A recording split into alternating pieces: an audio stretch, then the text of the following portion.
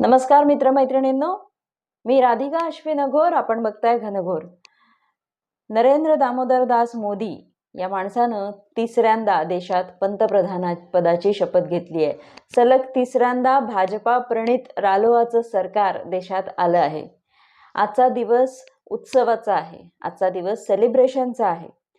बाकी निकालांची चिकित्सा, काय चुकलं काय राहिलं, विधानसभेची चिंता, हे सगळं आपण नंतर उद्यापासून सुरू करू. पण आजचा दिवस आनंद साजरा करण्याचा दिवस आहे. काल जेव्हा नरेंद्र मोदी यांनी पंतप्रधान पदाची शपथ घेतली तेव्हा अश्विनची खूप जास्त आठवण आली. तो जर असता तर त्यांनी एक खूप झकास व्हिडिओ आणला असता. राजे हो तुमच्यासाठी मस्त फरमास काहीतरी त्याच्या शैलीत तो बोलला असता. हा जो गळ्यात माझ्या गमछा आहे तो अश्विनचाच गमछा आहे. आमची एक मैत्रीण आहे रुपाली पारखे देशिंगकर, तिने हा गमछा अश्विनसाठी आणला होता आसामहून आणि तो खूप खुश झाला होता. हा गमछा आणला त्याच दिवशी त्याने हा गमछा घालून व्हिडिओ पण केला होता. पण मी पण त्याला तेव्हा असं म्हटलं होतं की हा स्पेशल गमछा आहे, तर तू रोज घालू नको. ज्या दिवशी निकाल येतील, ज्या दिवशी विजय होईल, 300 पार 350 पार आपण जाऊ, त्या दिवशी हा गमछा घालून व्हिडिओ कर. 4 तारखेला वेळही मिळाला नाही आणि खरं सांगायचं तर इच्छाही झाली नाही. त्याच्यामुळे हा गमछा घालून, पण काल जेव्हा नरेंद्र मोदींनी शपथ घेतली तेव्हा ठरवलं की हा गमछा घालून एक व्हिडिओ तुमच्यासाठी घेऊन यायचा. हे मोदीजी तुमच्यासाठी, आणि हे मोदीजी तुमच्यासाठी अश्विनकडून, घनघोरकडून जे काय यश किंवा जे काय हे मिळालं त्याच्यातला हा आमचा सेलिब्रेशनचा वाटा. आणि अर्थातच तुम्ही सगळ्या प्रेक्षकांनाही इच्छा होती की हे सरकार यावं, तसं आलं आहे. त्याच्यामुळे हा सगळा क्षण तुमच्यासोबत सुद्धा मला साजरा करायचा होता.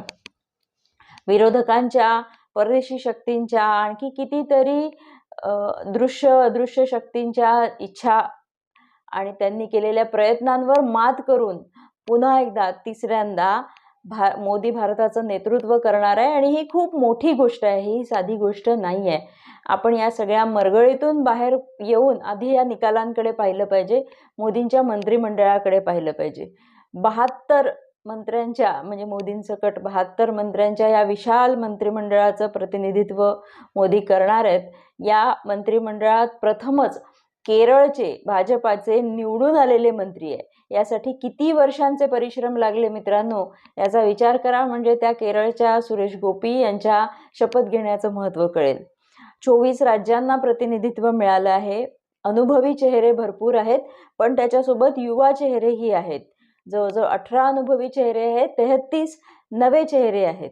आणि संतुलित मंत्रिमंडळ दिसतं आहे अशा अर्थाने की 27 ओबीसी मंत्री आहेत, 10 दलित मंत्री आहेत, 10 अनुसूचित जमातीचे मंत्री आहे आणि 10 अल्पसंख्याक मंत्री आहे.